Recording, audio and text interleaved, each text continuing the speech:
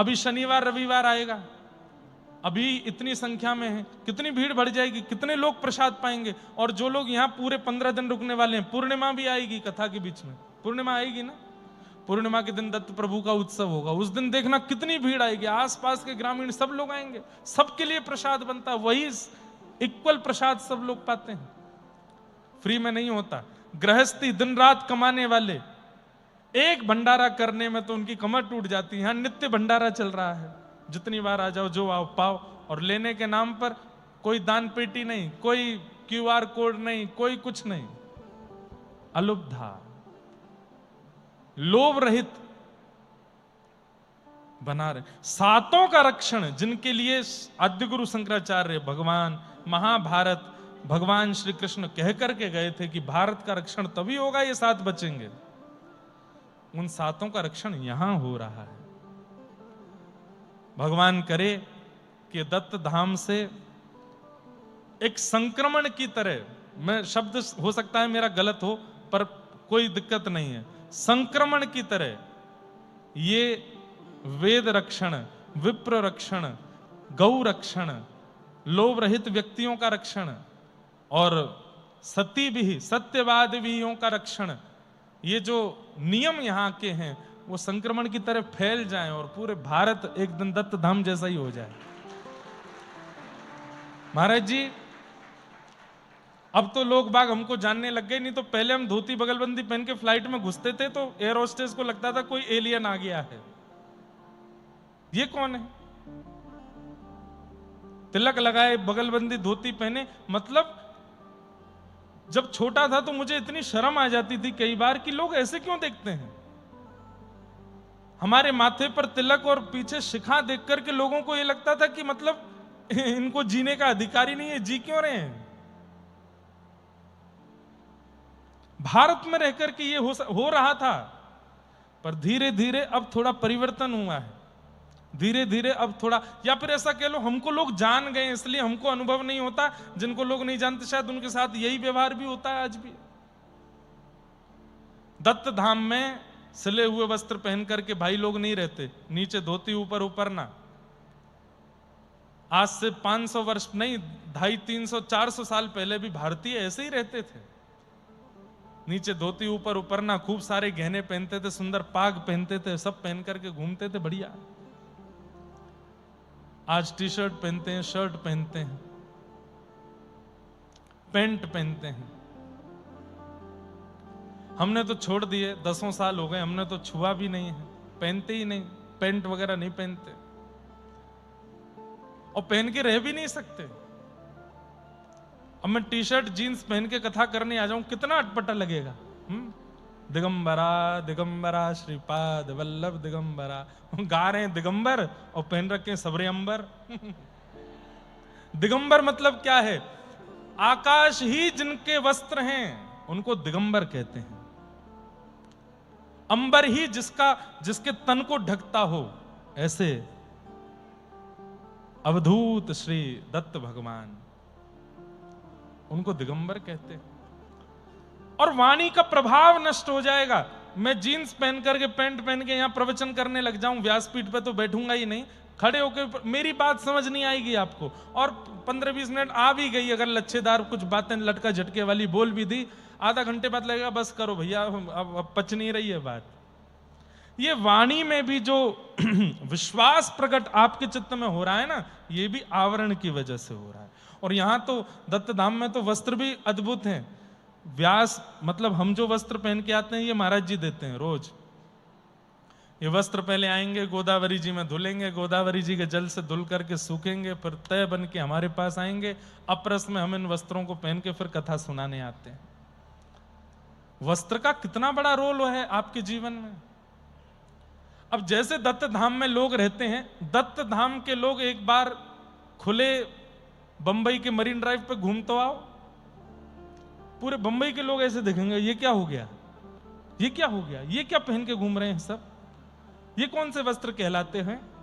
अरे ये हमारे भारतीय वस्त्र हैं, ये हमारी पहचान है, ये हमारी पुरातन स्थिति है। अब जो लोग पहन रहे हैं वो तो अंग्रेज दे करके गए हैं। स्वतंत्रता दिवस पर झंडा फहराने का अधिकार उनको है जो धोती पहनते हैं।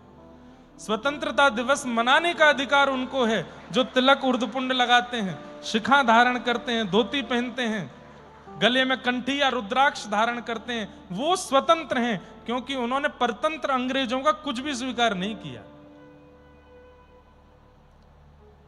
हम स्वतंत्र हैं।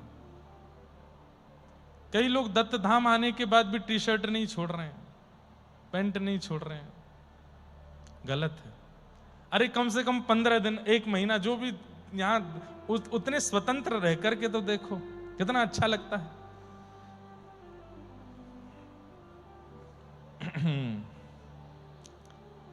हम जो कथा में बगलबंदी भी पहनते हैं ना, वो भी कोई सिला हुआ वस्त्र नहीं, पर हाँ उसमें थोड़ा सिलाई होती है।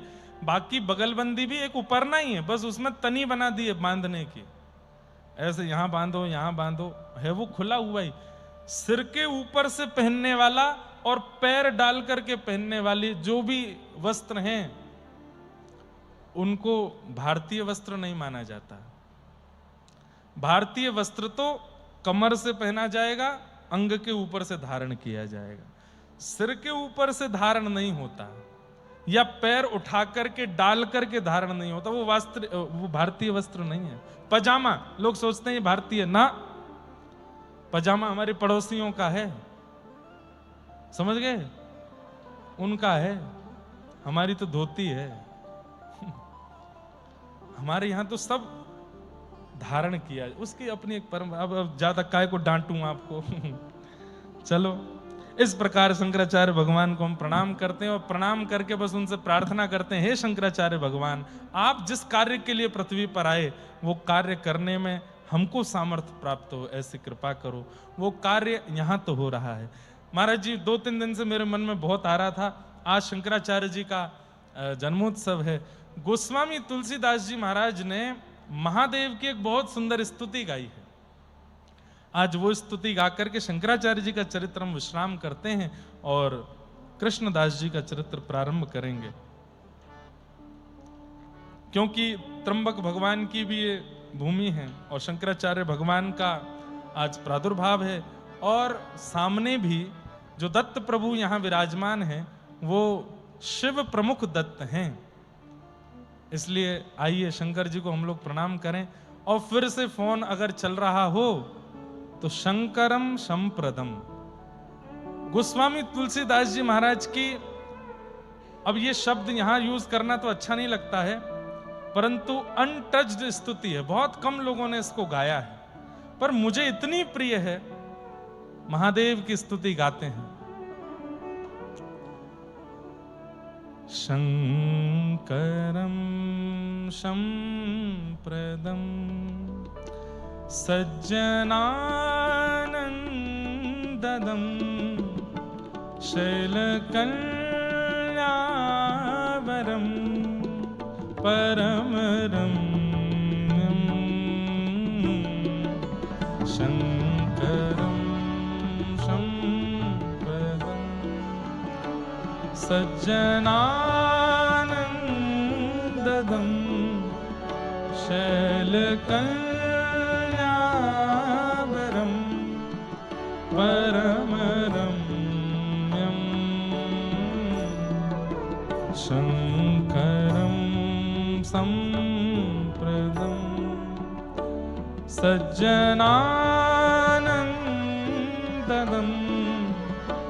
शैलकल्यावरम परमरम्यम शंकरम संप्रदम सज्जनानंददम।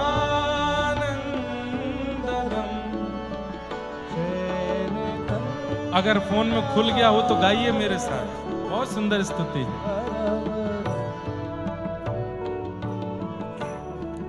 काम मद मोचनम ताम्रस लोचनम वामदेवं भजे भावगम्यम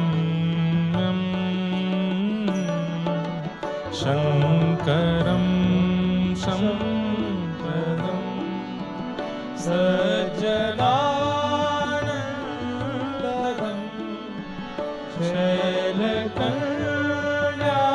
शैलकल्यावरं परमरम्यम्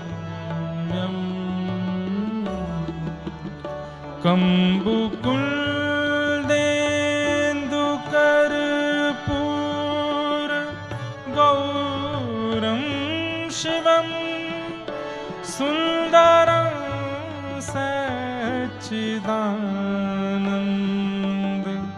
कन्दं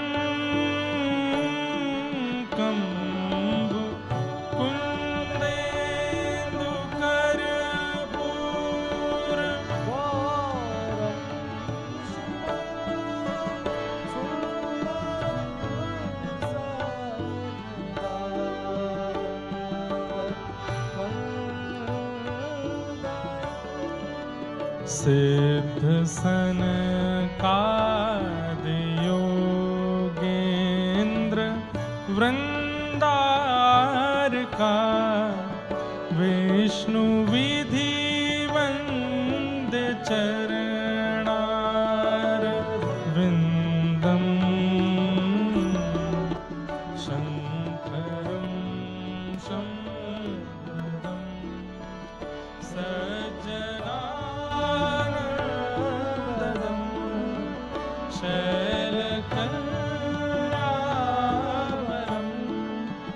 परमरम। देवादिदेव महादेव शंकर भगवान की।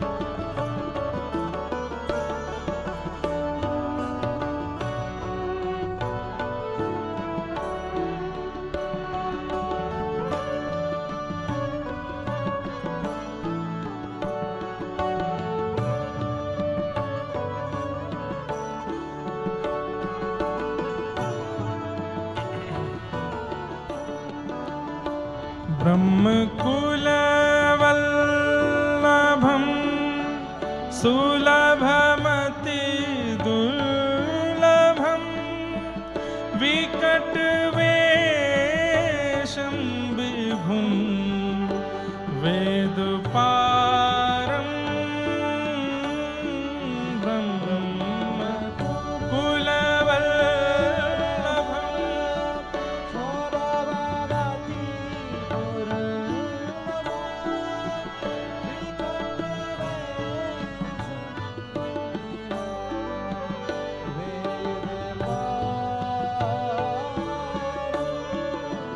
नौमि करुणाकरं गरलगङ्गाधरं निर्मलं निर्गुणं निर्विकारं शङ्करं शम्प्रदं सज्जना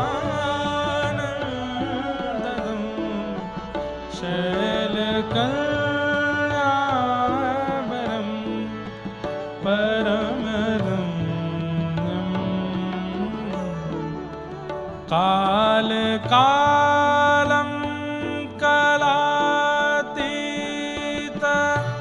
कलातीतमजरं हरं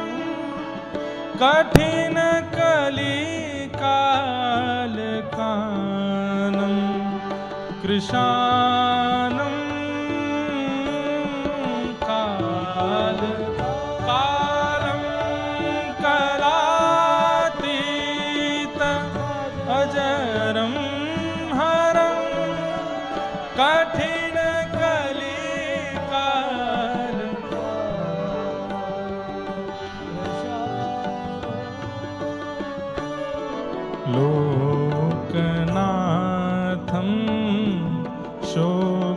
शूल निर्मूलनम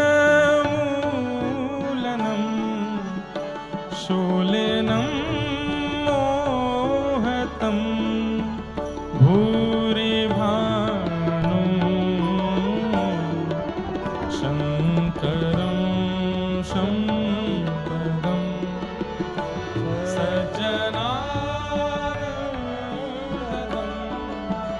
शैलकल्याणवरम्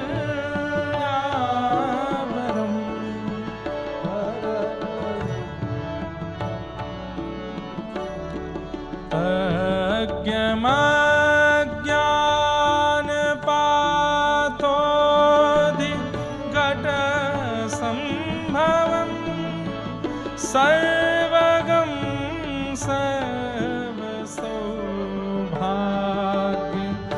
मूलं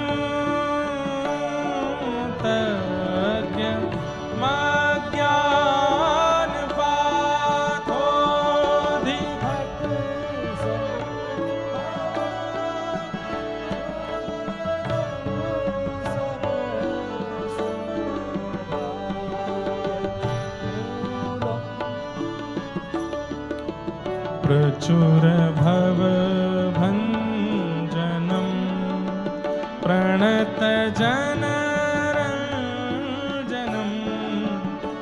दास तुलसी शरण सानुकूलम शंकरं शंकरं सज्जना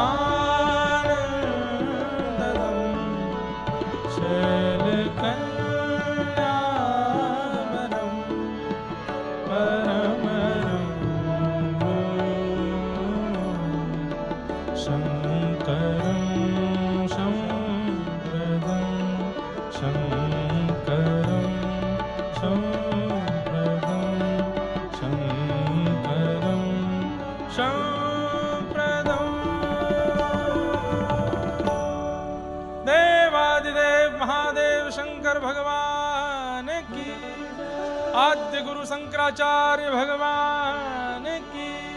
नमः पार्वती पतये हर हर।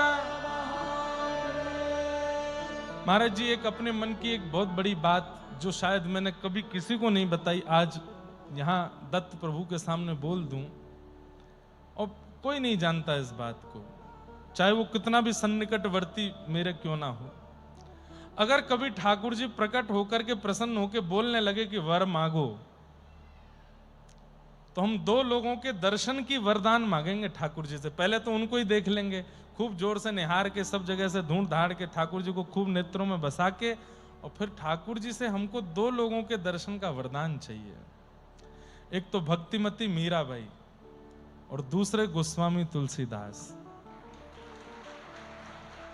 और इन दोनों से मिलके हमको ये पूछना है कि ये शब्द हाथ से तो नहीं लिखे जा सकते, मन से तो नहीं प्रकट किए जा सकते, बुद्धि में तो ये शब्दों की कोई डिक्शनरी खोल ही नहीं सकता है। आपके पास ये शब्द कहां से आते हैं? विनय पत्रिका गोस्वामी तुलसीदास जी की मैं नित्य रखता हूं साथ में, जबकि मैं पद ज्यादातर व्रज के रसिकों के गाता हूं, अष्ट सखाओं की वार्ता करूंगा, लेकिन विनय पत्रिका हमेशा पास रहती है। विनय पत्रिका कई पद है, ये शंकर स्तुति, शिव स्तुति जो अभी गाई, ऐसे सुंदर सुंदर पद हैं। और श्री राम जी की लेखनी को किस ढंग से आप प्रणाम करोगे, मतलब कवित्व साहित्य में। मैंने कल कहा ना, सूरदास जी से कहा गया कि दुनिया में सबसे बड़ा कवि कौन, तो सूरदास जी बोले मैं। बोले गोस्वामी तुलसीदास, बोले वो कवि थोड़े ही हैं, वो कविता थोड़ी लिखते हैं, वो तो मंत्र प्रकट कर देते हैं। जिस मंत्र का अनुष्ठान कर लिया जाए तो ठाकुर जी प्रकट हो जाएं। तुलसीदास तो मंत्र लिखते हैं। और भक्तिमती मीराबाई, प्रेम की ऐसी अवस्था शायद कोई नहीं गा पाया जैसी मीराबाई ने गाई है। पतियां मैं कैसे लिखूं। किसी ने कहा मीराबाई तुमको ठाकुर जी की बहुत याद आती है, पत्र लिखा करो। तो मीराबाई कहती हैं, पतियां मैं कैसे लिखूं, लिखी ही न जाए, पत्तियां मैं कैसे लिखूं, लिखी न जाए। कलम धरत मेरो कर कांपत है, कलम धरत मेरो कर कांपत है। नैन रहे हैं झराए, हो नैन रहे झराए। बंधुओं, गोस्वामी तुलसीदास जी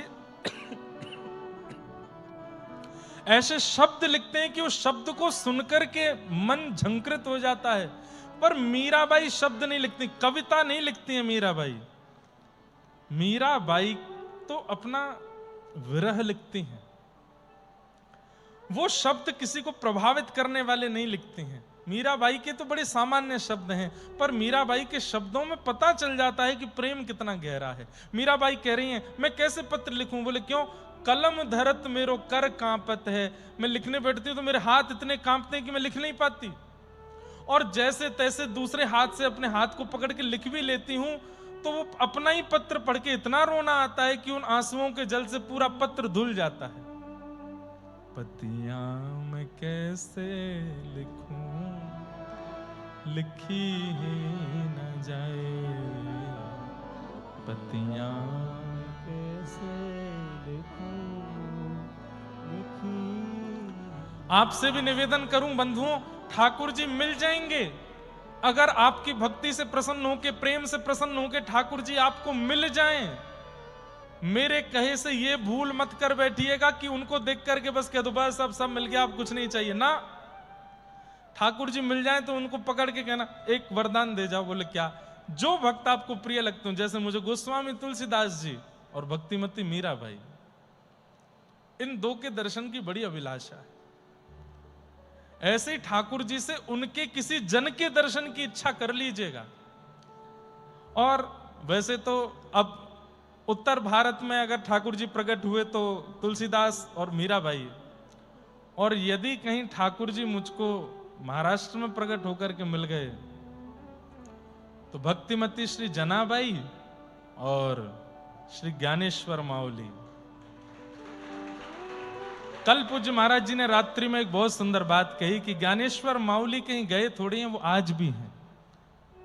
बरवाहो हरि बरवाहो, वो हो है कि वो है, ये अभंग है ज्ञानेश्वर माउली का। बरवाहो हरि बरवाहो, गोविंद गोपाल गुण गरवाहो, गोविंद गोपाल गुण गरवाहो, बरवाहो हरि बरवाहो। इसका अर्थ गुरु जी हमको थोड़ा सा पता है। बरवा मतलब सुंदर है, बरवाहो हरि बरवाहो मतलब आप बहुत सुंदर हो। गोविंद गोपाल गुण गरवाहो मतलब गोविंद गोपाल के गुण गर्व है। अच्छा, श्रवण मंगलम श्रीमदा सुनने में बहुत अच्छे हैं। श्री ज्ञानेश्वर माउली का पद है। बरवाहो हरि बरवाहो, बहुत सुंदर है। ऐसे ज्ञानेश्वर जी महाराज और श्री जनाबाई, जनाबाई का प्रेम भी बहुत अद्भुत है। महाराष्ट्र में तो भाई सब एक से बढ़ के एक हैं। जनाबाई देख लो, सक्कू बाई देखो, नामदेव जी महाराज, तुकाराम जी महाराज, गौरोबा काका, और कल हमारे कृष्णा जी रात में जिनका चोखा मेला, जिनका सुंदर वो सुना रहे थे अभंग, चोखा मेला जी, आज भी मैंने तो सुना है पंडरीनाथ भगवान आज भी उनके गांव जाते हैं।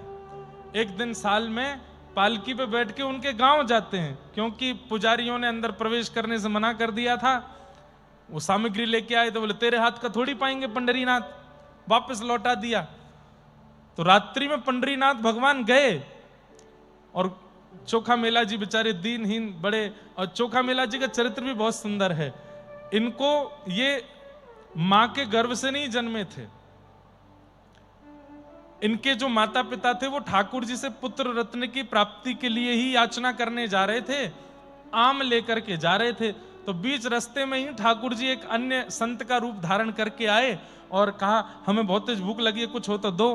तो संत मिले तो कुछ देना चाहिए, तो वो कुछ 4-5 आम बचा लिए, बाकी के आम संत को दे दिए। बोले अब यही है, बाकी विठोबा को भोग के लिए ले जा रहे हैं। उन संत ने जल्दी जल्दी आम चौंक करके जो बची हुई गुठली थी वो वापस उन्हीं आमों के साथ डाल दी। तो दोनों दंपति ने सोचा अब तो ये झूठे हो गए, अब ये विठोबा को क्या भोग लगाएं। बोले नहीं, इसमें कुछ नीचे रखें, उसको हम लोग पालेंगे। आप दोनों लेकर के चलने लगे। थोड़ी देर में वो इतना भारी हो गया, उनकी माँ ने सोचा इसमें क्या है, खोल के देखा तो छोटा सा उसमें बालक था।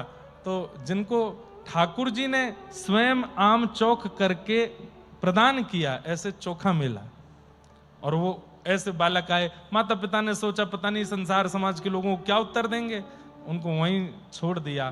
फिर बाद में चोखा मेला जी किसी ऐसे थे, तो वो विप्रकुल के मतलब माता पिता, लेकिन फिर बाद में उनको कोई अन्य जाति के लोग ले गए।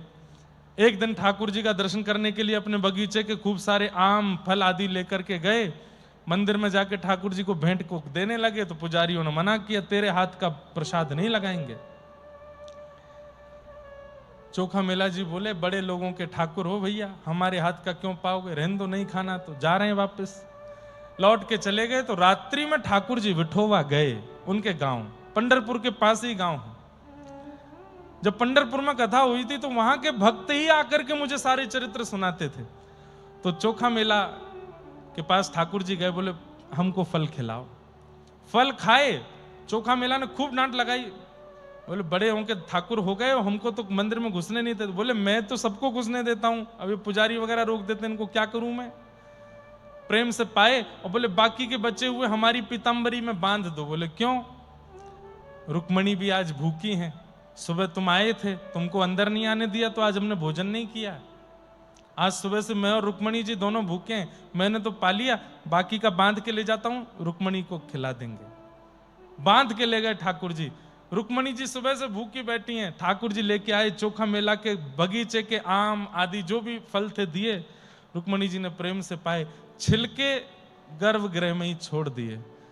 प्रातः काल जैसे गर्भगृह का द्वार खुला, भीतर छिलके देखे तो पुजारियों ने सोच, उनके मन में आया ये कल वो आया था, उसी ने जिद करके कैसे भी मंदिर में प्रवेश करके झूठा कर दिया पूरे मंदिर को। घर जाकर के उनको पीटने लगे, वहीं से चिल्लाए विठोबा मैंने तो कुछ नहीं किया, ये मुझे क्यों मार रहे हैं यहां आकर के। लौट करके जब पुजारी जन गए तो ठाकुर जी ने अपने द्वार बंद कर लिए। बोले मेरे भक्त को क्यों मारा, अरे तुम लोग इतनी बुद्धि विवेक का कभी चिंतन नहीं करते, मंदिर का ताला लगा है, सब कुछ इतना बंद करके गए हो, हमको सील पैक करके जाते हो मंदिर में, सील खुली नहीं, ताला खुला नहीं तो छिलका अंदर कैसे आ गए। यही क्यों सोचते हो कि कोई बाहर से अंदर आया हो, ये कभी तुम्हारे मन में क्यों नहीं होता कि ये चैतन्य परमात्मा भी तो बाहर जा सकता है, बाहर जाके लीला करके आ सकता है। मेरी पालकी लेके जाओ और चोखा को बैठा के नाचते गाते हुए रंग उड़ाते हुए लेके आओगे तो द्वार खोलूंगा, नहीं तो नहीं खोलूंगा। तब चोखा मेला जी बैठ करके आए पालकी पर और पंढरीनाथ इतने प्रसन्न नेत्रों में अश्रु भर आए, बहुत प्रेमी हैं। तो पंढरपुर यहाँ महाराष्ट्र के भी कई भक्त हैं, उनके भी दर्शन की इच्छा। अब सुनो, ये पक्षपात क्यों करें कि इनके करेंगे उनके करेंगे। ठाकुर जी अगर मिल गए तो ठाकुर जी से कहेंगे आप मिल गए, बड़ी कृपा आपकी, अब बस एक वरदान दे दो। बोले क्या, आपके हृदय के समस्त प्रेमी भक्तों का हमको एक एक बार दर्शन करा दो बस। अब महाराष्ट्र से लेके कर्नाटक से लेके उत्तर भारत तक सब भक्तों के दर्शन करने हैं और उन भक्तों को प्रणाम करके केवल उनसे यही मांगना है जो आपका चित्त में प्रेम है ठाकुर जी के प्रति वो हमें दे दो, हम पर भी उसके कुछ बिंदु डाल दो। सब मन के भाव हैं, प्रणाम करते हैं। और आज भक्तराज श्री कृष्णदास जी का चरित्र हम थोड़ा सा प्रारंभ कर देते हैं और उसके बाद उनके पावन चरित्र पर और विशेष चर्चा हम लोग कल के सत्र में करेंगे। अभी कृष्णदास जी का चरित्र प्रारंभ करते हैं।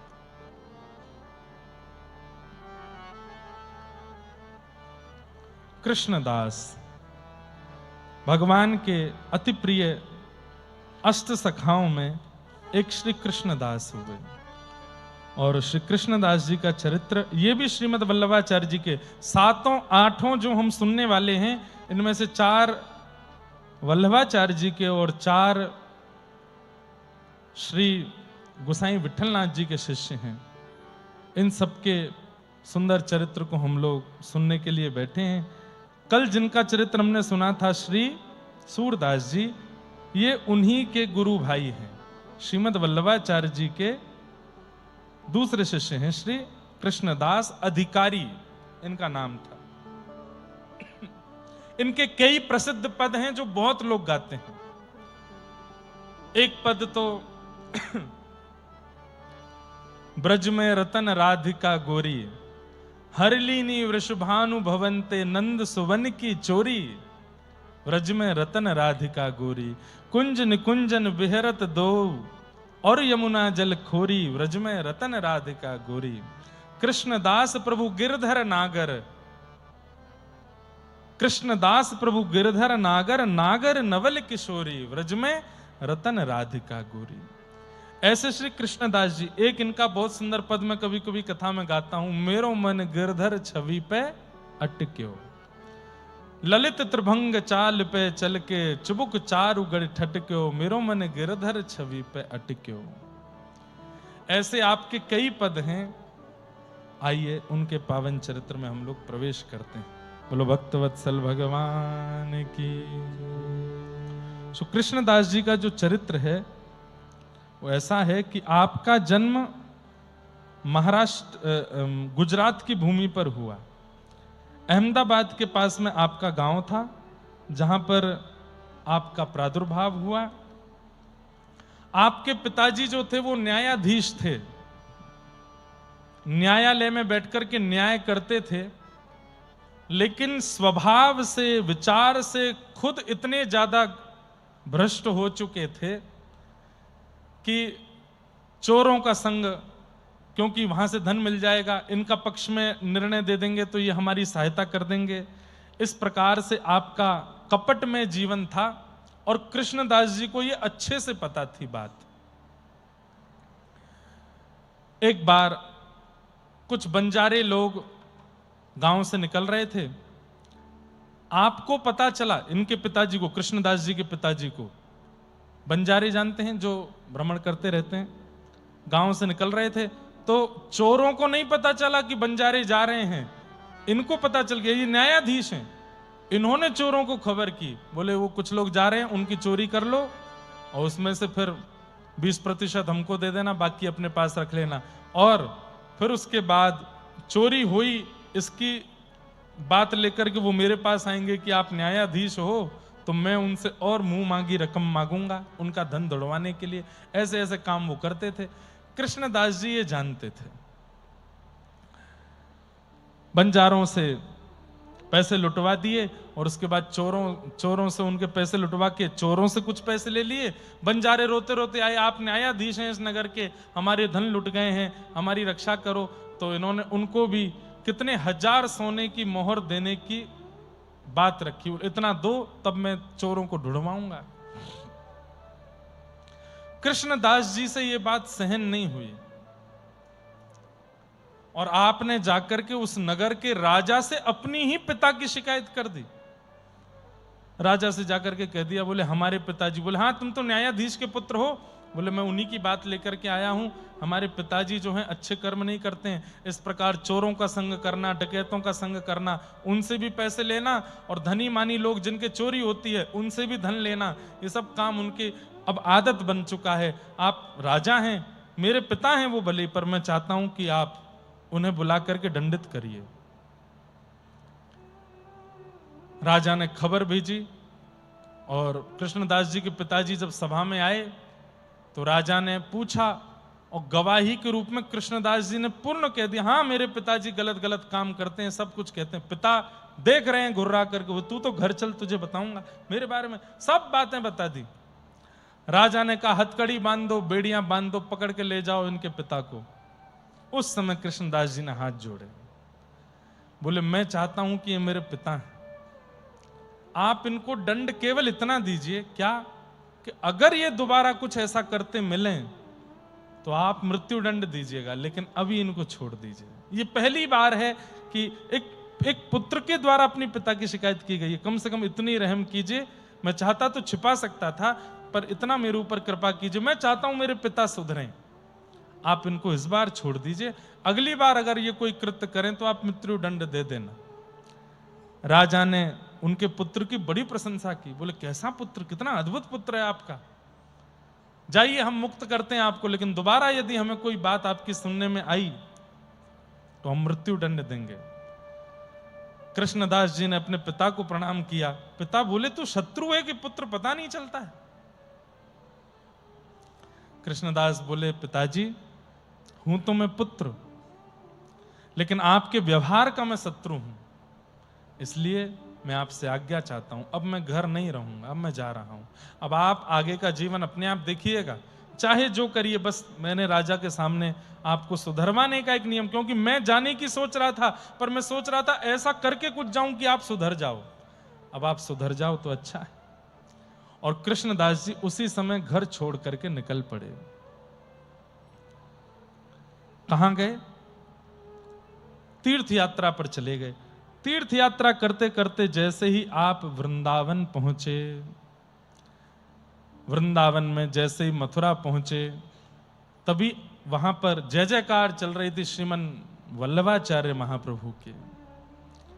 आपने उनके बारे में जैसे ही सुना, मन में इच्छा हुई दर्शन करूं, और जाके जैसे ही दर्शन किया तो सूरदास जी की प्रसिद्ध कथा पता चली कि बिना नेत्र के सूरदास इनके कृपा पात्र होते ही देखने लगे, मतलब उनको भगवत लीलाओं का अनुभव होने लगा, आदि आदि सब बात। तो कृष्णदास जी के मन में आया कि मुझे भी ब्रह्म संबंध करना है, आप कृपा करके मुझ पर भी कृपा करें और कृपा करके मुझे भी दीक्षा दें।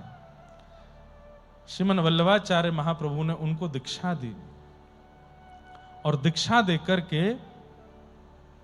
कृष्णदास जी को गोवर्धन लेकर के गए, और गोवर्धन ले जाकर के श्रीनाथ जी का प्रथम दर्शन उनको कराया। दर्शन करते ही आहा, कृष्णदास जी तो आनंदित हो गए। ऐसी सुंदर छवि देख करके कृष्णदास जी का मन रूपी मयूर नृत्य करने लगा, आनंदित हो गए। बलिहार बलिहार जाने लगे श्रीनाथ जी के मुखमंडल पर, और तब श्रीनाथ जी को देख करके आपने एक सुंदर पद की रचना करके गाया, ठाकुर जी के सन्मुख गाया।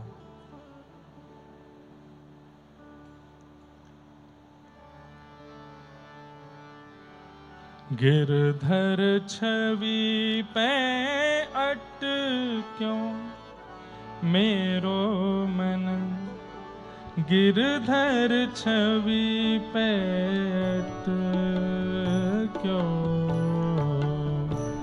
गिरधर छवि, सब लोग गाइए।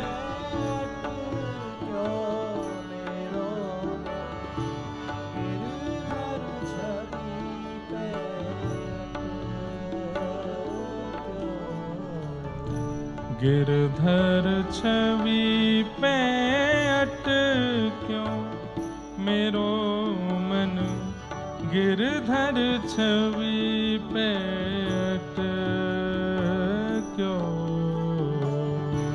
गिरधर छवि पे अट क्यों मेरो, गिरधर छवि पे अट क्यों, ललित त्रिभंगी चाल पे चल के, ललित चाल पे चल के, ललित त्रिभंगी चाल पे चल के, ललित त्रिभंगी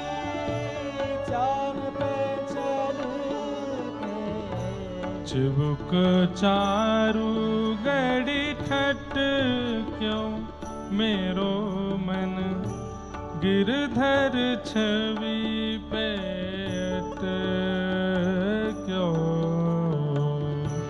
गिरधर छवि पेट क्यों मेरो मन गिरधर छवि पेट क्यों सजल श्याम घन वरण लीन है सजल श्याम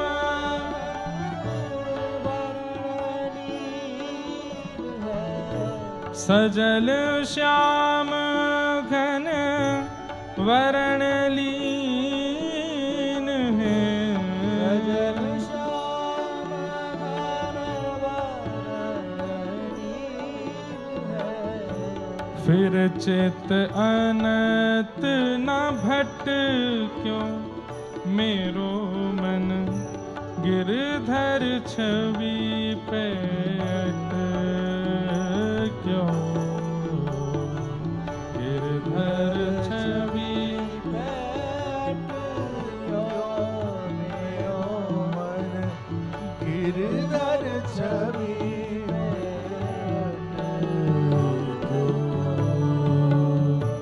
कृष्णदास किए प्राण न्योछावर कृष्णदास किए प्राण न्योछावर कृष्णदास किए प्राण न्योछावर कृष्णदास किए प्राण न्योछावर यह तन जग सिर पट क्यों मेरो मन गिरधर छवि पेट क्यों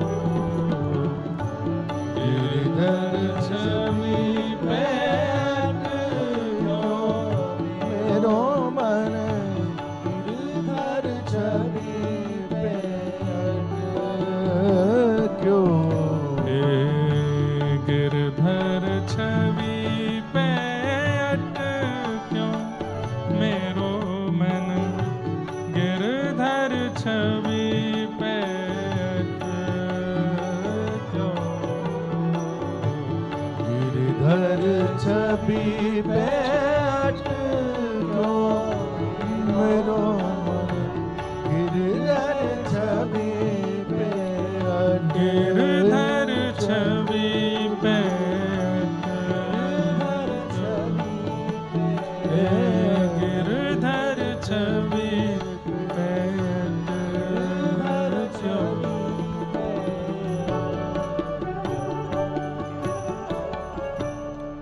कृष्णदास आप श्रीमद् वल्लभाचार्य जी के जब शिष्य बने इन्होंने गुरु जी को इतने ध्यान से परख लिया कि उनके चेहरे की भाव भंगिमा से इनको पता चल जाता कि अब इनको प्यास लगी है तो जल ले आते थे।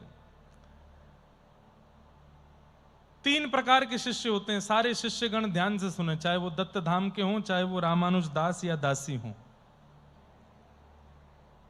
उत्तम, मध्यम और साधारण। उत्तम शिष्य कौन? बोले वैसे तो संतान के लिए श्लोक कहा गया, पर संतान और शिष्य एक समान है। गुरु और शिष्य का संबंध क्या है? गुरु आपके पिता हैं, और मराठी में बोल दूं, महाराष्ट्र की भाव में बोल दूं तो गुरु आपकी माऊली है, मैया है, गुरु आपकी मां है। सहजोबाई का वो पद मुझे याद आता है जो वो अपने गुरु के लिए गाती हैं।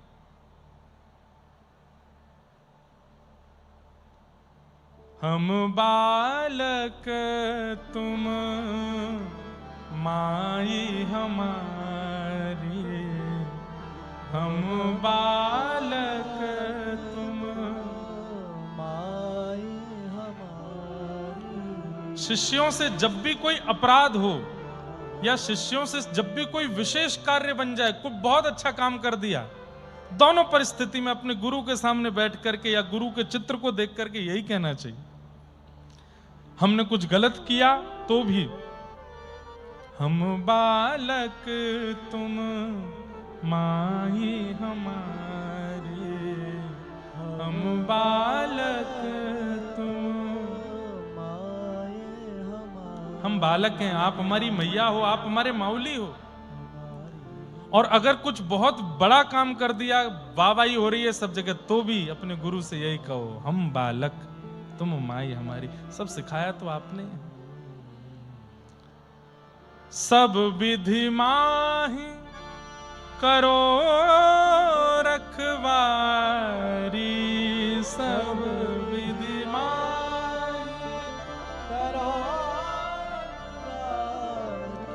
सब विधि माही करो रखवारी, सब विधि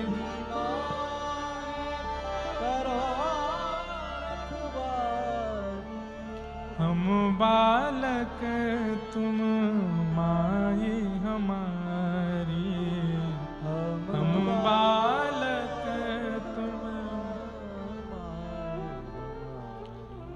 इतना प्रेम और इतने तत्पर हो गए अपने गुरु के लिए कि वल्लभाचार्य महाप्रभु कहां देख रहे हैं और कब किसको देख करके क्या कहने वाले हैं, यह कृष्णदास जी को पता होता था।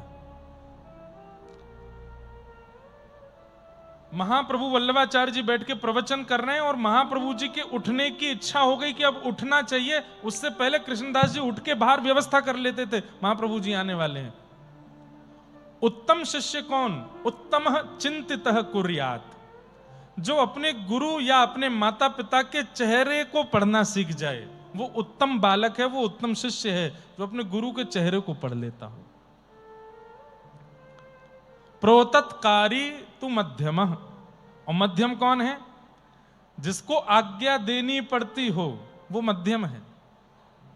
और अधम कौन है?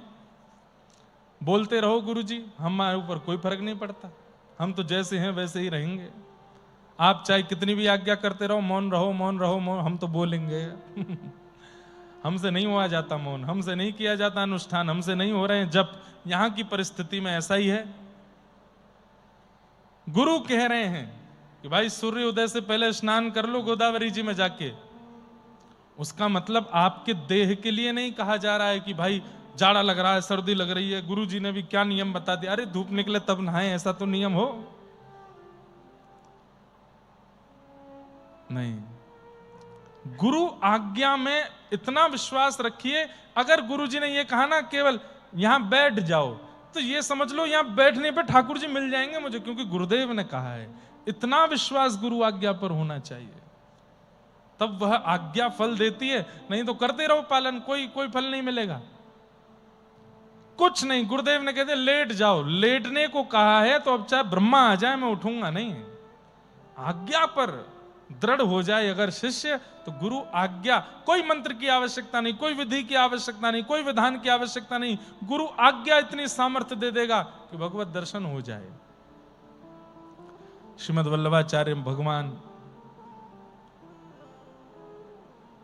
कृष्णदास जी के इस भाव से बड़े प्रसन्न हो गए और उन्होंने श्रीनाथ जी की सेवा में उनको अधिकारी नियुक्त कर दिया, मंदिर के अधिकारी बना दिया। आज भी श्रीनाथ जी में, नाथद द्वार में जो अधिकारी जी हैं, वहां पर कोई भी काम होता है तो आज भी जो मोहर लगती है वो 250-300 साल पुरानी कृष्णदास जी की ही मोहर लगती है, कृष्णदास अधिकारी की आज्ञा से। ऐसे अधिकारी बने श्रीनाथ जी के।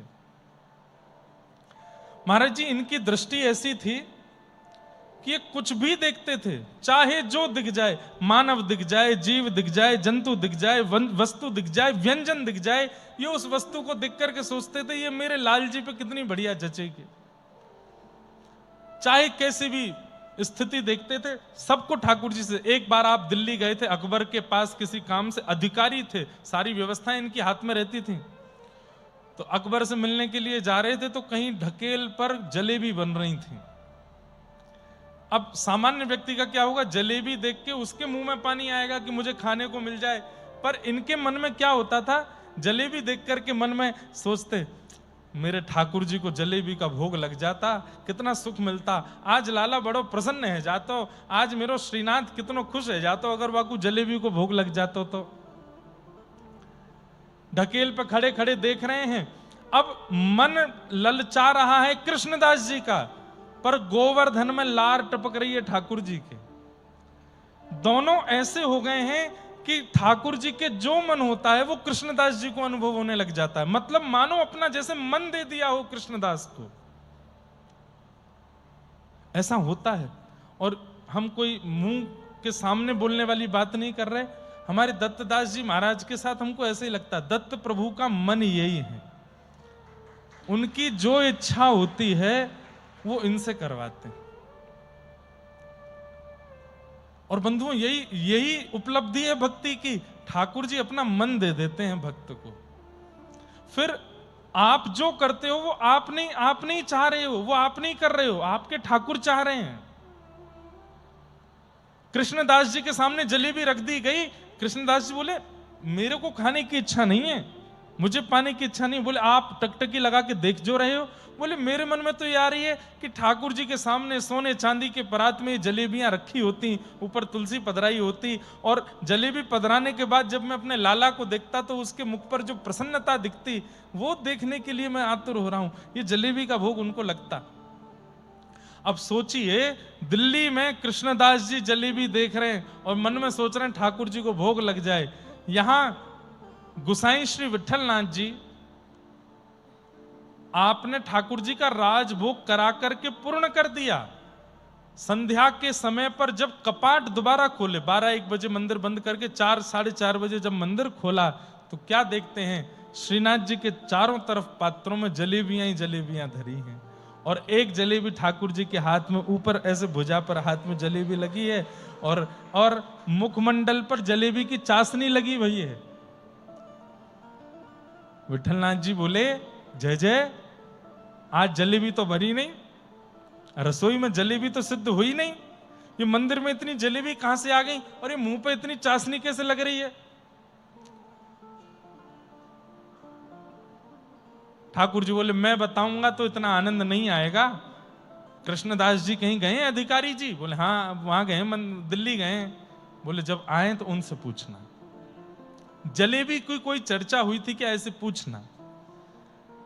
गोसाई विठलनाथ जी तो रात भर सोए नहीं, ये हुआ क्या है, ये कैसे हुआ है, ये मैं कृष्णदास कब आएगा पूछूं। अगले दिन कृष्णदास जी जब आए तब उनसे पूछा, कल दिल्ली गए थे? बोले हाँ बढ़िया मिलन हो गया, अकबर से हम ये काम की बोले आए हैं, बोल रहा था करवा देंगे। बोले वो सब छोड़ो, कुछ जलेबी कुछ हुआ था क्या दिल्ली में कल? आपको कैसे पता? बोले जल्दी बताओ। बोले पहले गुरुदेव आप बताइए, आपको कैसे पता?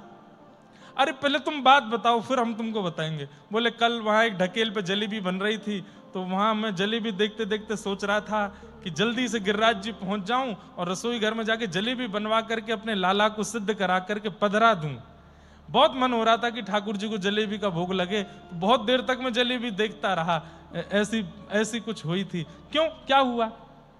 गुसाई जी के नेत्र सजल हो गए। बोले तुम दिल्ली में बैठ के सोच रहे थे, यहाँ बिना रसोईया के बिना चूल्हे जलाए पता नहीं कहां से जलेबी बन के भी आ गई और ठाकुर जी ने भोग भी लगा लिया, प्रेम से पा भी लिया।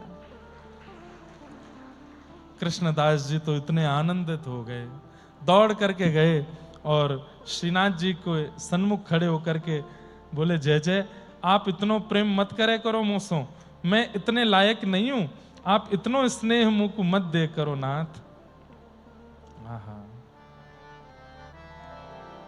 खड़े रहे, इतना सुंदर पद है, सब लोग गाइएगा मेरे साथ। अपलक नेत्रों से ठाकुर जी को देख रहे हैं, और अपलक नेत्र कहते हैं मतलब पलक भी नहीं झपक रहे हैं, देखते जा रहे हैं, देखते देखते देखते देखते, और फिर उनके मन से ये भाव उत्पन्न हुआ। किसी ने मानो कहना चाहा होगा, अरे कृष्णदास जी बहुत देर हो गई, 2 घंटे से ठाकुर जी को देख रहे हो, चलो अब। तब कृष्णदास जी कह रहे हैं, कितना सुंदर पद, कमल मुख कौन देख ही अघाय, कमल मुख कौन देख ही अघाय। भाव समझ में आया? अघाय का मतलब, अरे इस कमल मुख को देख करके किसका मन भरता होगा, किसका मन पूरित होता होगा। ये कमल मुख तो ऐसा है कि देखते ही रहो, देखते ही रहो, देखते ही रहो, कभी नेत्र हटाने की इच्छा ही नहीं होगी। कमल मुख कौन देखत अघाय, कमल मुख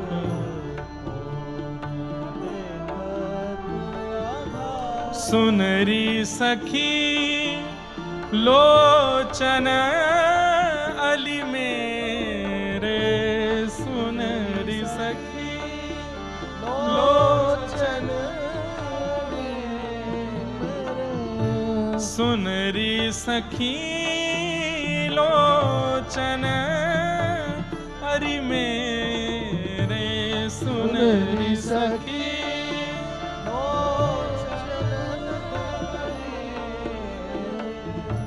मुदित रहे उलझाए, हाँ मुदित रहे उलझाए। कैसे अर्थ समझोगे इसका? जैसे कई बार 2-3 मालाएं एक साथ धर दी जाएं और ऐसे 2-4 बार घुमा दी जाएं तो अंदर ही अंदर उनके धागे इतने आपस में लड़ जाते हैं, खूब देर तक सुलझाते रहो तो भी सुलझने में नहीं आते हैं, खूब देर लग जाती है। कभी माला इधर से करो, इधर से करो, इधर से करो, वो ऐसी उलझ जाती है, सुलझ नहीं पाती। कृष्णदास जी कह रहे हैं मैं तो चाहता हूं कि मैं बाहर जाऊं, पर इनको देखते ही मेरे नेत्र इनमें ऐसे उलझ जाते हैं कि मैं उसको सुलझाने में ही रह जाता हूं। कैसे? बोले पहले नेत्रों में उलझते हैं, फिर उसके बाद नासिका में उलझ जाते हैं, ओष्ठ पर उलझ जाते हैं, थोड़ी पर उलझ जाते हैं, और जब तक मैं चरणों तक पहुंचता हूं इतना उलझ चुका होता हूं, फिर सुलझाने में मुझे दोबारा दर्शन करना होता है। चरणों का, घुटने का, उदर का, ग्रीवा का, थोड़ी का, होठ का, नाक का, आंख, जब तक आंख आती है तब तक तो रात हो जाती है। मैं इतना उलझ जाता हूं इनके दर्शन में, मैं क्या करूं। सुनरी सखी लोचन अली मेरे, सुनरी सखी लोचन मुदित रहे उलझाए, हाँ मुदित रहे उलझाए। कमल मुख कौन देख ही अघाय, कमल मुख कौन देख ही अघाय, हे कमल मुख कौन देख ही अघाय, कमल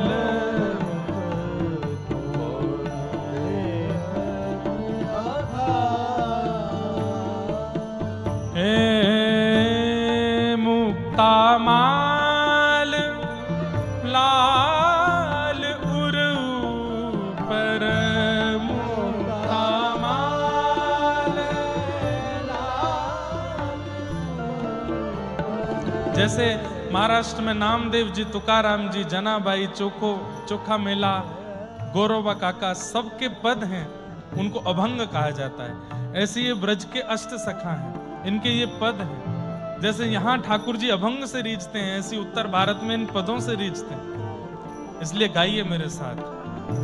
मुक्ता माल लाल उरु पर, मुक्ता माल लाल उरु पर, जनु फूली बन राय, हाँ जनु फूली बन राय। हे गोवर्धन धर अंग अंग ऊपर, गोवर्धन धर अंग अंग ऊपर,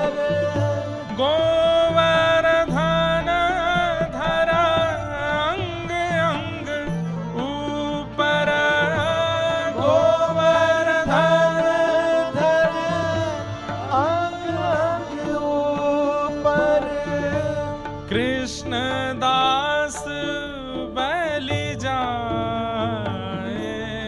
हाँ कृष्ण दास बलि जाए। एक कमल मुख कौन दिखत ही अघाए, कमल मुख कौन दिखत ही अघाए।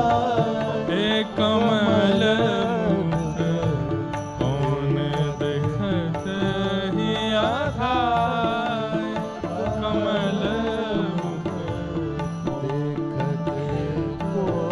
देखते कौन हे गोवर्धन धर अंग अंग ऊपर, गोवर्धन धर अंग अंग ऊपर। हे गोवर्धन धर अंग अंग ऊपर, गोवर्धन धर अंग अंग ऊपर। कृष्ण दास बैली जाए, कृष्ण दास बलि जाए। कमल मुख देखत कौन ही अघाए, कमल मुख देखत कौन ही अघाए, हे कमल मुख देखत कौन अघाए, कमल कौन अघाए। देखत कौन ही अघाए, देखत कौन ही अघाए।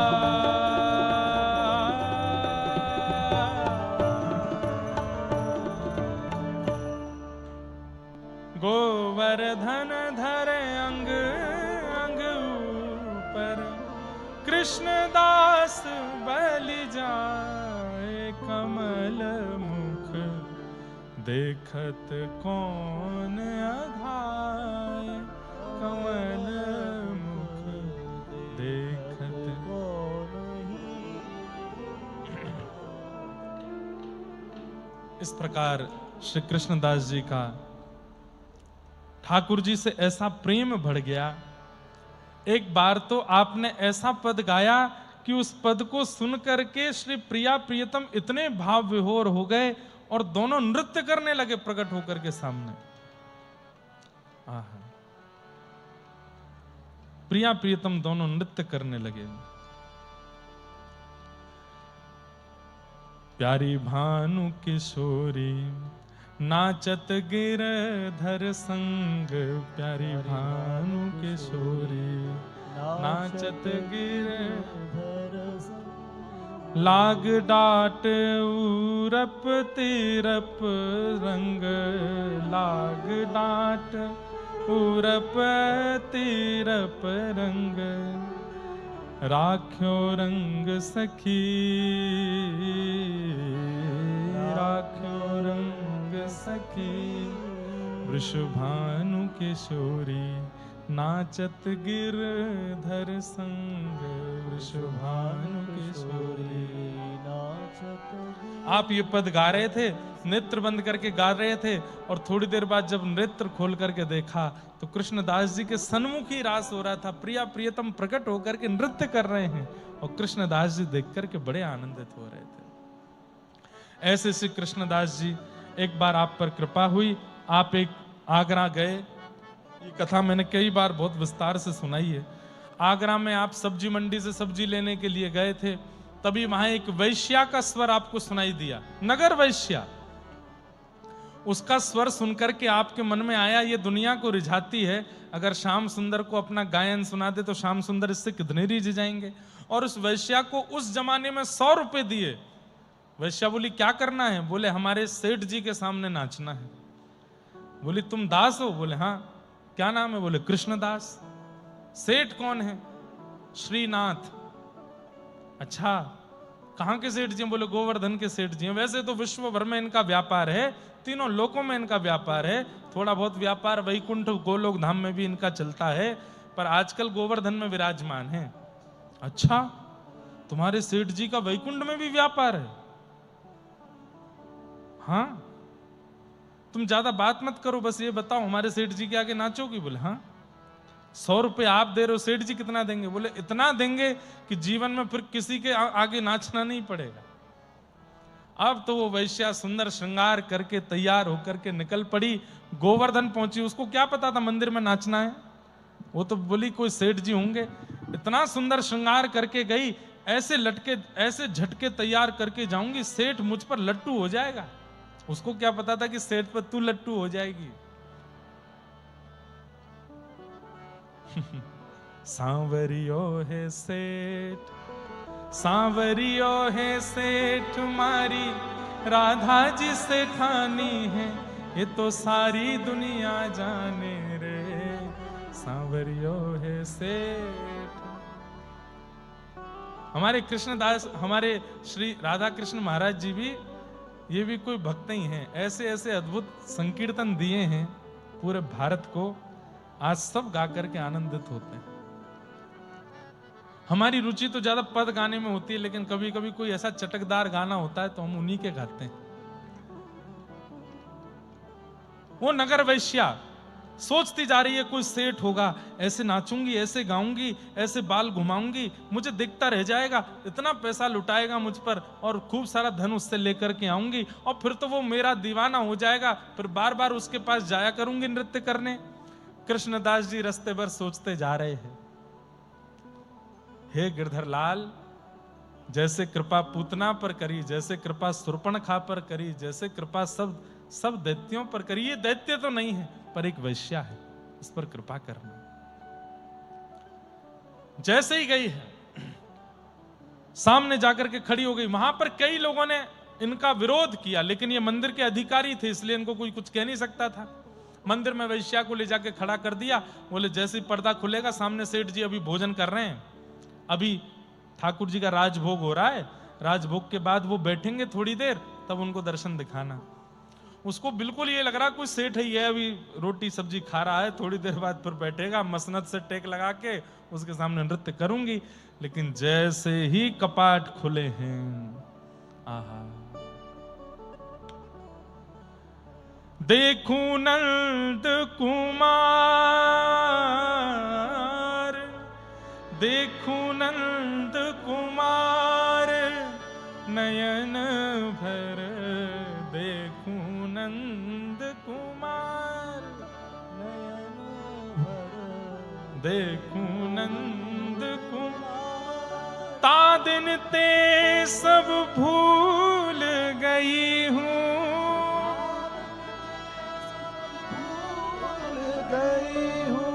बिसरो पति परिवार, बिसरो पति परिवार। गर्मियों का समय है, उष्ण काल। ठाकुर जी ने ज्यादा श्रृंगार नहीं किया है, बस एक कटिकाचनी पहनी है नीचे घुटने तक, अपने गले में केवल 3-4 मालाएं पहनी है, अंग अंदर का अंग दिखाई दे रहा है, ठाकुर जी का गला, ठाकुर जी का वक्ष, नाभि सब दिखाई दे रही है। मंद मंद मुस्का रहे हैं, नीची नजर करके श्रीनाथ जी खड़े हैं सामने, सुंदर पाग है, सिरपेच धारण किया है। आहा, कपाट खुलते ही भीतर से सुंदर खसकी मोगरे की सुगंधी आ रही है, पूरा वातावरण आनंदित हो गया। और वो वैश्या जो चिंतन करके आई थी, कोई सेठ होगा, कोई साहूकार होगा, धन लुटाने वाला होगा, मोटा पेट वाला होगा, लेकिन जैसे ही कपाट खुला देखती रह गई। और उसके मन में क्या चलने लगा, अरे अभागा, तूने कभी जीवन में सोचा था, अरे तूने सदा ये सोचा होगा तेरा नृत्य कोई व्यसनी देखेगा, तेरा नृत्य कोई धनी मानी देखेगा, लेकिन तूने कभी सोचा था कि तू इतनी पवित्र भी हो सकती है कि तेरा नृत्य साक्षात जगदीश देखेगा। ये सामने परमात्मा खड़े हैं। कृष्णदास जी को ढूंढने लगी, दूर एक खंबे से टेक लगाए कृष्णदास खड़े थे, दूर से प्रणाम करने लगी। मैं इस लायक नहीं, मैं इस योग्य नहीं, आप कहां ले आए मुझे? मेरा शरीर पवित्र है, मेरी वाणी पवित्र है, मेरे नेत्र पवित्र हैं, मैं उच्छिष्ट हो चुकी हूं, संसार ने मेरा इतना उपभोग किया है, मैं कुछ भी ठाकुर जी की सेवा में प्रस्तुत नहीं कर सकती। ठाकुर जी को तो अमनिया प्रिय है ना, मेरे पास तो कुछ भी अमनिया नहीं है। मेरी वाणी भी बंधुओं ध्यान से सुनिएगा, ठाकुर जी को अमनिया प्रिय है। अमनिया मतलब जिस पर किसी और का मन ना गया हो कभी, वो ठाकुर जी को प्रिय लगता है। इसलिए हमारे यहाँ कई पद्धतियों में भोग भी मुंह पर पट्टी बांध के बनाया जाता है ठाकुर जी के लिए। क्यों? प्रसाद सिद्ध करते समय कहीं सुगंधी आ गई और बनाने वाले के मन में आया कि बड़ा बढ़िया बना होगा, उसको भी ठाकुर जी नहीं पाते, किसी और का मन ना आ जाए। और वो वैश्या बोली, मुझ पर तो कितनों का मन आ चुका है, मैं क्या सेवा में प्रस्तुत करूं? नृत्य मेरा झूठा, गायन मेरा झूठा, शरीर मेरा झूठा। कृष्णदास जी बोले, शरीर झूठा होगा, गायन झूठा होगा, नृत्य झूठा होगा, पर ये सब तो उनको चाहिए भी नहीं ना। तेरे भीतर जो भाव उनके प्रति हैं वो तो झूठे नहीं होंगे, और तेरी आत्मा झूठी नहीं है। आत्मा कभी झूठी नहीं होती। कृष्णदास किए प्राण न्योछावर, अगर हो सके तन छोड़ दे यहीं पर, प्राणों से उनको स्वीकार कर ले। यह तन जग सिर पट क्यों, और नाचने लगी वो वैश्या। नृत्य करते करते करते करते करते करते एक वेग से घूमने लगी ठाकुर जी के आगे, और घूमते घूमते घूमते अंत में रुकी है। ठाकुर जी को सामने देखा, गिरधर लाल सामने खड़े हैं, और देखते ही दहली पर जाकर के सिर रखा और फिर नहीं उठी, वहीं प्राण छोड़ दिए। और मानो उसके दिव्य आत्मा ने मंदिर में प्रवेश करके श्री ठाकुर जी का आलिंगन कर लिया। ठाकुर जी ने उसको स्वीकार कर लिया। एक वैश्या, जन्म जन्मों की पापी, उसके ऐसे पाप कि बड़े बड़े पुरुषारणों से भी वो मुक्त होने वाली नहीं थी, बड़े बड़े अनुष्ठानों से भी वो शुद्ध होने वाली नहीं थी। उसको कृष्णदास जी ने उसी की क्रिया से, नृत्य और गायन से पवित्र करके ठाकुर जी की सेवा में लगा दिया। ऐसे कृष्णदास जी का चरित्र हम आगे का कल सुनेंगे।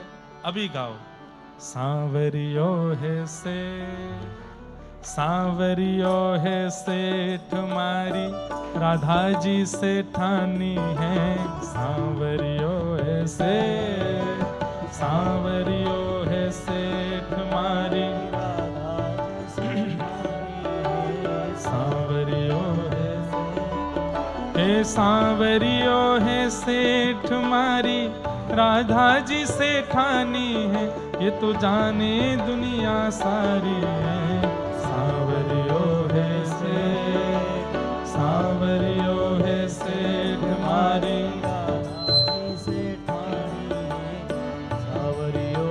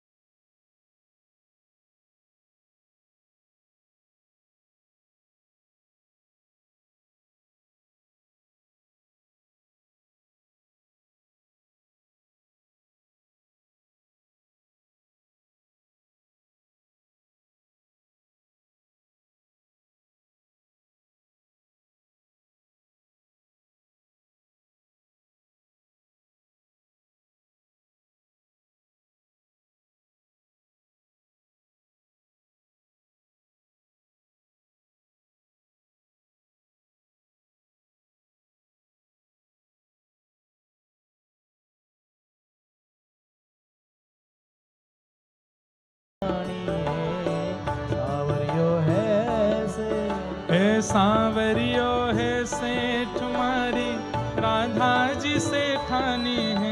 ये तो जाने दुनिया सारी है। सांवरियो है से, बोलो सांवरिया सेठ की।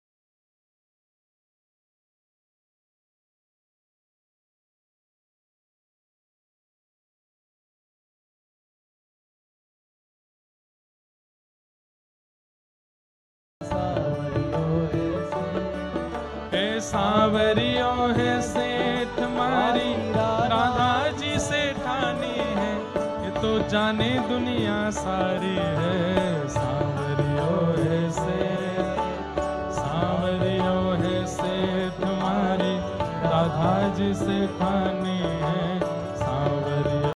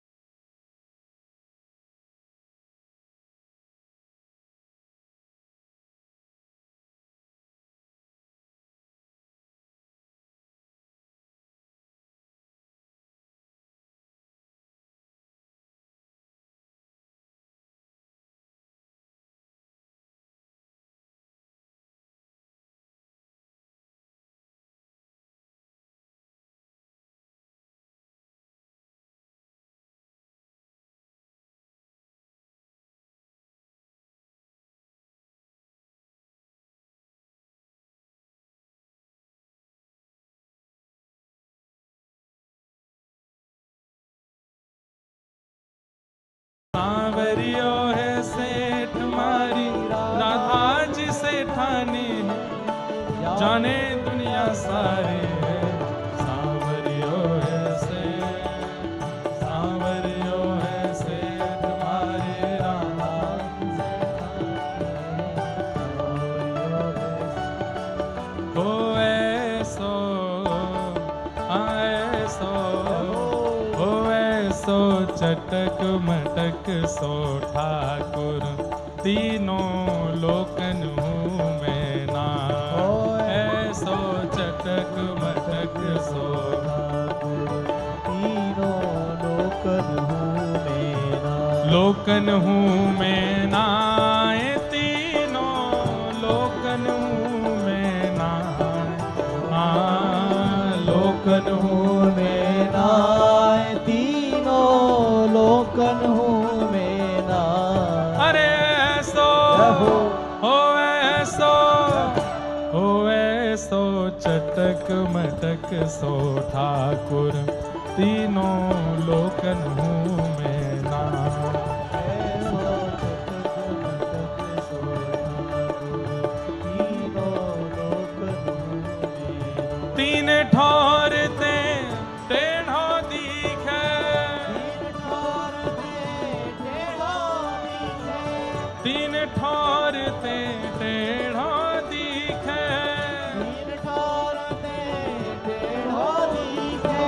नटकी सी चलगत यह सीखे, नटकी सी चलगत तिरछे नैन चलावे तीखे। ओ सब देवन को देव तो ये ब्रज में घेरेगा।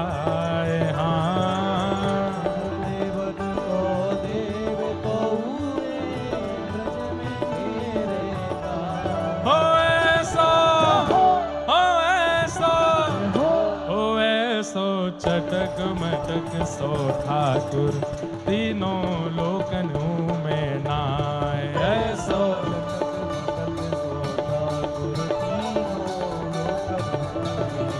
ऐसो चटक मटक सो ठाकुर, तीनों लोकन हूँ मैं नाय।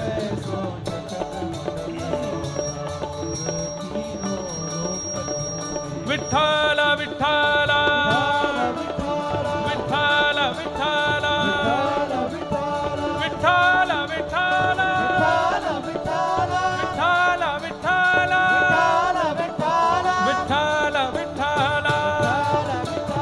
विठ्ठल विठ्ठल विठ्ठल विठ्ठल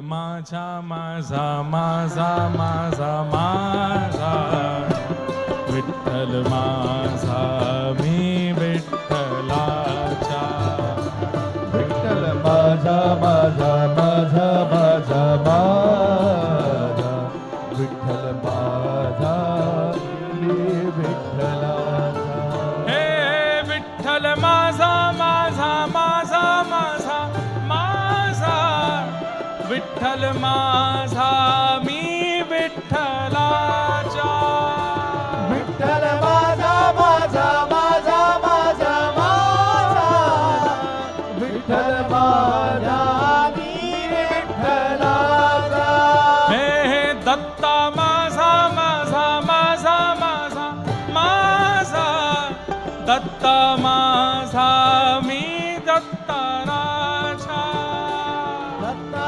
माझा माझा माझा माझा माझा दत्ता माझा मी दत्ताराचा हे विठ्ठल माझा विठ्ठल माझा विठ्ठल माझा विठ्ठल माझा विठ्ठल माझा विठ्ठल माझा विठ्ठल माझा मी विठ्ठलाचा हे विठ्ठल माझा विठ्ठल माझा विठ्ठल माझा विठ्ठल माझा विठ्ठल माझा विठ्ठल माझा विठ्ठल माझा विठ्ठलाचा हे विठ्ठल माझा माझा माझा माझा माझा विठ्ठल माझा मी विठ्ठलाचा विठ्ठल माझा माझा माझा माझा माझा विठ्ठल माझा मी विठ्ठलाचा विठ्ठल माझा माझा माझा माझा माझा विठ्ठल माझा मी विठ्ठलाचा विठ्ठल माझा माझा माझा माझा माझा विठ्ठल माझा मी विठ्ठलाचा ये दत्त धाम के जितने परिकर के हैं ये हमारे ब्राह्मणों को क्यों छोड़ देते हैं आप इनको खींच के ले जाओ और इनको ऐसे नृत्य कराइए कि बस याद रखें कि हाँ कहीं नृत्य हुआ था और करेंगे नहीं इनको खींच के ले जाओ उठा के ले जाओ विठ्ठल हे विठ्ठल ओ विठ्ठल हाँ हाँ विठ्ठल विठ्ठल विठ्ठल विठ्ठल माझा माझा माझा माझा माझा विठ्ठल माझा मी विठ्ठलाचा माझा माझा माझा माझा माझा विठ्ठल माझा मी विठ्ठलाचा हे विठ्ठल माझा माझा माझा माझा माझा विठ्ठल माझा मी विठ्ठलाचा विठ्ठल माझा माझा माझा माझा माझा विठ्ठल माझा मी विठ्ठलाचा हे विठ्ठल माझा माझा माझा माझा माझा विठ्ठल माझा मी विठ्ठलाचा विठ्ठल माझा माझा माझा माझा माझा विठ्ठल माझा मी विठ्ठलाचा हे विठ्ठल माझा माझा माझा माझा माझा विठ्ठल माझा मी विठ्ठलाचा विठ्ठल माझा माझा माझा माझा माझा विठ्ठल माझा मी विठ्ठलाचा हे जय राधे राधे राधे राधे राधे राधे राधे जय राधे राधे राधे राधे श्री राधे राधे राधे राधे जय राधे राधे राधे राधे श्री राधे राधे राधे राधे जय राधे राधे राधे राधे श्री राधे राधे राधे राधे जय राधे राधे राधे राधे श्री राधे राधे राधे राधे अवधूत चिंतन श्री गुरुदेव दत्त जय जय श्री राधे जय जय श्री राधे जय जय श्री राधे पुंडलीक वरद हरि विठ्ठल, श्री ज्ञानदेव तुकाराम, श्री पंढरीनाथ भगवान की जय। पूछरी के लौटा की हुब हुब प्यारे। क्या बात है बंसी वारे, शाबाश। हे गिरधर तेरी आरती गाऊं, हे गिरधर तेरी आरती गाऊं, श्याम सुंदर तेरी आरती गाऊं, श्याम सुंदर तेरी आरती गाऊं, आरती गाऊं प्यारे आपको रिझाऊं, आरती गाऊं प्यारे आपको रिझाऊं, आरती गाऊं प्यारे तेरा गुण गाऊं, आरती गाऊं प्यारे तेरा गुण गाऊं,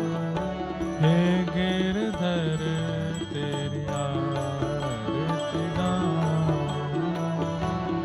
हे गिरधर तेरी आरती गाऊं, कुंभन दास के नाथ आप हो, कुंभनदास के नाथ आप हो, सुख दुख जीवन सत्य आप हो, सुख दुख जीवन साथ्य आप हो, तुम्हें छोड़े अब अनंत न ध्यान, हे गिरधर तेरी आरती गाऊं, हे गिरधर तेरी आरती गाऊं, ओ श्याम सुंदर तेरी आरती गाऊं, हे गिरधर हे गिरधर हे गिरधर तेरी